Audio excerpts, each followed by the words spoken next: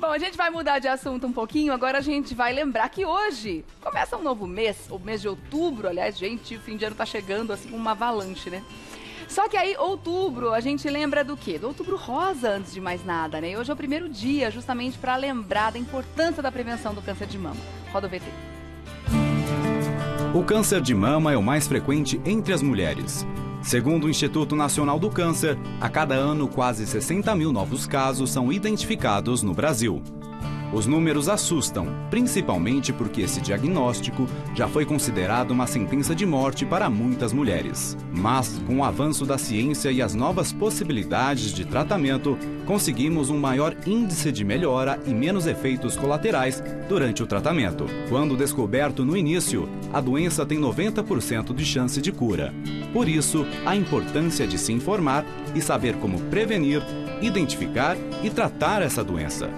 Esse é o objetivo do Outubro Rosa, campanha mundialmente conhecida que se inicia hoje e visa alertar e conscientizar a sociedade para o controle do câncer de mama. É sobre esse assunto que vamos conversar agora no Revista da Cidade. Para falar sobre esse assunto, a gente está recebendo aqui no estúdio a doutora Patrícia Gonçalves, que é ginecologista e obstetra. Bem-vinda, tudo bem? Eu agradeço novamente. Obrigada pela presença, extraordinariamente terça-feira, né? Nessa semana, justamente por ser 1º de outubro, a gente começar o Outubro Rosa. Você que está acostumada com a doutora Paty aqui, sempre às quintas-feiras, né? E também dar as boas-vindas à doutora Marina Sarrad, que é oncologista do Hospital Sírio-Libanês. Bem-vinda também. Obrigada pelo convite, é um prazer. Assunto sempre muito importante, né? Todos os anos a gente tem que fazer esse alerta, não só por um dia, não só por um mês. Eu acho que o assunto ele está sempre em pauta todos os dias. Afinal de contas, ainda é o tipo de câncer que mais mata as mulheres, doutora? Sim. É um dos cânceres mais que acometem mais a mulher, que é evitável e que nós temos como rastrear como prevenção. Através dos exames, através da anamnese, através do exame físico, através da procura da mulher com o seu médico de confiança. Eu lembro sempre aqui, nessa porta que vocês abrem maravilhosa, que não importa se o seu médico é da UBS, se o seu médico é do serviço público ou do serviço privado, mas procure o médico para que ele possa fazer o rastreamento, para que ele possa orientar, para que ele possa conhecer você. Vamos lembrar da periodicidade, então, e da necessidade de cada mulher, que eu acredito que até pelo histórico familiar, pode ser que seja individual. Isso também nunca é demais a gente dizer. A partir de que idade a gente tem que começar a entrar com esse assunto em pauta na vida? Isso é o mais importante. A recomendação formal é acima dos 50 anos pelo Ministério da Saúde, né? E o Ministério recomenda fazer a cada 2 anos a mamografia para todas as mulheres acima dos 50 anos. Mas a maioria das nossas sociedades médicas sugere acima dos 40 já e de forma anual. Então essa é a nossa sugestão, é acima dos 40 de forma anual. E aí, claro, como a doutora Patrícia disse, tem que ser individualizado pelo risco da mulher. Então, às vezes, uma mulher mais jovem, que tem história familiar, vai precisar de uma ressonância, de um ultrassom, ela pode precisar de outros exames. A mulher que tem a mama densa, que a gente chama, que é aquela mama que fica muito branca na mamografia, às vezes precisa complementar com outros exames. Quais seriam os outros fatores de risco, além da questão genética ou histórico familiar para o câncer de mama? O fator cultural, de não procurar, por exemplo, existem mulheres que ainda não procuram o ginecologista, né? Existem mulheres que não vão ao médico, que não faz a prevenção. Então, isso precisa ser conscientizado.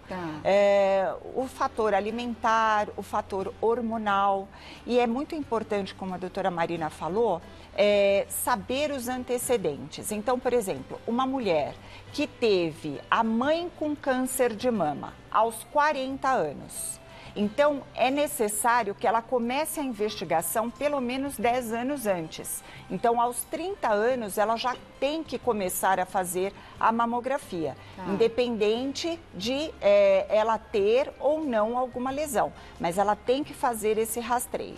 Tá.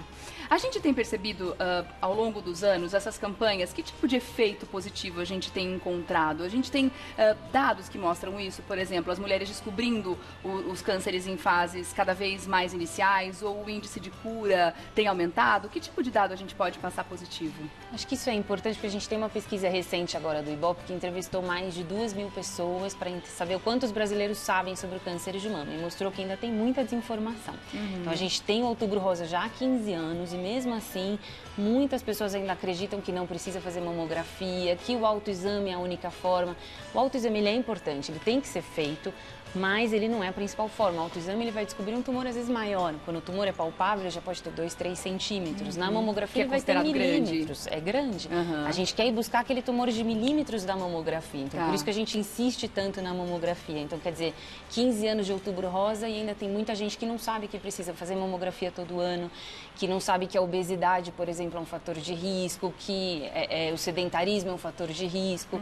As pessoas associam muito na genética, né? Se eu tenho história na família, eu tenho risco. Mas a obesidade e o sedentarismo são fatores muito importantes e cada vez mais comuns na nossa população. Então, acho que isso é uma das nossas grandes missões para o Outubro Rosa. Né? E seria interessante também que as pessoas conscientizassem de uma vez por todas que os nossos hábitos, eles são determinantes para não só para câncer, né, mas para um número gigantesco de doenças, né, que a gente pode adquirir ao longo da vida, de acordo com a vida que a gente leva, né? Isso é muito importante. Agora, é interessante que o aspecto da campanha esse ano, muito mais do que falar o que a gente fala todos os anos com relação à prevenção, ao tratamento, às formas de tratamento, tem um aspecto um pouco mais acolhedor na campanha desse ano, com relação às mulheres que já estão passando pelo tratamento, não só falando do diagnóstico, mas também as mulheres que já estão enfrentando e também no seu entorno. Afinal de contas, é uma doença que, quando ela é diagnosticada, medo e tristeza, eu acho que são as primeiras coisas que batem ali, né? Isso num contexto geral, não só na mulher, mas também no seu familiar. E acredito que acolher e fazer com que essa mulher enfrente e essa família também ajude a enfrentar com muita coragem, com muita determinação, eu acho que isso faz toda a diferença, né? Faz muita diferença, né? Principalmente, como você disse, o medo, Rê.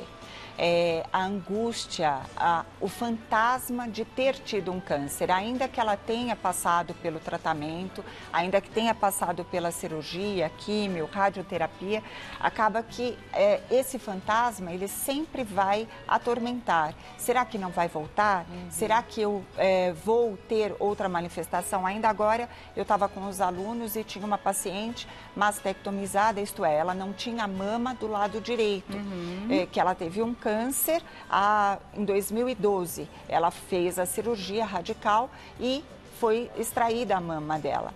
E ela faz o controle, então, na outra mama.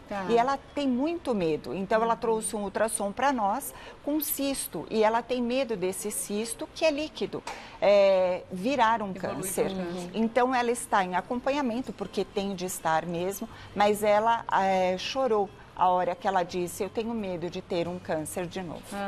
E eu acredito que esse aspecto psicológico, ele é determinante, né, muitas vezes, para que essa doença, enfim, volte a assombrar a vida dela e a família toda, né? Como fazer para que essa pessoa, para que essa mulher tenha uma vida plena e, enfim, e consiga deixar essa doença o mais distante possível? Eu acho que é muito importante, ao enfrentar o câncer de mama, que a mulher tente ressignificar um pouco as coisas e aprender a dar prioridade. Acho que a gente, como mulher, a gente sempre cuida dos outros e não cuida da gente, né? Então, acho que aprender a se cuidar é um grande desafio depois do câncer. Então, aprender a ter um momento para fazer os seus exames, fazer a sua atividade física, a dividir os seus problemas com a família, porque às vezes a filha está ali angustiada, o marido, e ninguém se fala, né? E eu acho que combater o preconceito. Então, a gente ainda tem muito preconceito com as nossas pacientes. A mulher que está enfrentando o câncer de mama, às vezes não consegue voltar a trabalhar, às vezes não é contratada num processo seletivo porque ela está em tratamento, isso é bastante comum para as nossas pacientes. Então, acho que disseminar informação de qualidade para que essa mulher possa ter uma vida mais perto do normal possível é fundamental. Né? E é interessante a gente ver que existem ações, né, como no caso o coletivo Pink, que justamente traz isso, né? Eu acho que a palavra que está super na moda e é importante que a gente coloque ela nesse contexto também, que é o empoderamento, porque é um momento em que a mulher está realmente precisando desse empoderamento. E eu vou falar um pouquinho sobre esse coletivo Pink, que começa a partir de hoje, né, e vai até o dia 20 de outubro e tem uma lista enorme de ações todas grátis, que vão de palestras a shows, a bate-papos, aulas. O que a gente encontra por ali, doutora? Ali é um projeto muito bacana na Casa das Rosas, que vai ficar aberto o mês inteiro, é gratuito e ele tem oficina de maquiagem, de dança, de yoga, tem exposição de pacientes, tem relatos de pacientes e vão ter muitos debates interessantes com médicos, com terapeutas, com todo tipo de apoio que as pacientes precisam, é aberto, é de graça, então acho que é muito bacana, exatamente nesse sentido do que a gente está conversando, para informar e para tentar melhorar a qualidade de vida e tirar esses mitos, essas fake news todas que rondam as nossas pacientes. E a gente vê que a vida pode ser muito melhor mesmo depois da descoberta de um câncer de mama, que o horizonte pode ser bem diferente, né, doutora? Sim, e a troca também, né? A troca de experiência. Como lidar? Eu lido com essa doença de uma maneira, e eu sempre digo isso às pacientes quando eu acabo chegando para mim um diagnóstico, eu faço o diagnóstico, eu digo, você está com essa doença, você não é essa doença não é sua, ela vai sair. Isso faz com que a paciente acredite que ela pode se livrar. E ela se livra. E ela se livra. Então, hoje, o tratamento é avançado, o tratamento é precoce. Tudo isso faz diferença. E essa troca de informações com outras mulheres que já viveram essa angústia ajuda muito quem está chegando nessa estrada. Porque a gente se identifica, né, na fala do outro muitas vezes, e isso é de vital importância, uma ajuda necessária. Meninas, obrigada pela presença de vocês. Eu vou deixar aqui também, olha só, os endereços de como você saber também da programação do Coletivo Pink, que é muito legal, participe, tá bom? Se você sabe de alguém que está passando por essa questão também, ajude, informe essa pessoa para que ela também participe. Coletivo Pink é um projeto por um outubro além do rosa, de 1 a 20 de outubro desse ano, como eu disse, sempre de terça a domingo. Os horários: terça a sábado, das 10 às 22 horas. E domingo, das 10 às 18. Um horário super estendido, com ações o dia inteiro aí para você participar. Aqui na Avenida Paulista, número 37, lá na Casa das Rosas, pertinho do metrô Brigadeiro. Quer mais informações? Você pode acessar o site, lá tem a programação completa. coletivopink.com.br coletivopink.com.br. Quero agradecer queridas que estiveram com a gente. Obrigada pela presença, viu? Espero vocês no futuro breve. A doutora Patrícia, você faz contato através do Instagram, @dra.patricia_gonçalves, @dra.patricia_gonçalves com S no final, tá? E a doutora Marina, através do @marinasarrade, você vai colocar um H, tá bom? Entre os dois As aí. Obrigada, gente, pela presença. Obrigada mais uma vez. Parabéns pelo trabalho, como sempre, viu? Obrigada. Até a próxima, foi um prazer, viu? Muito bom.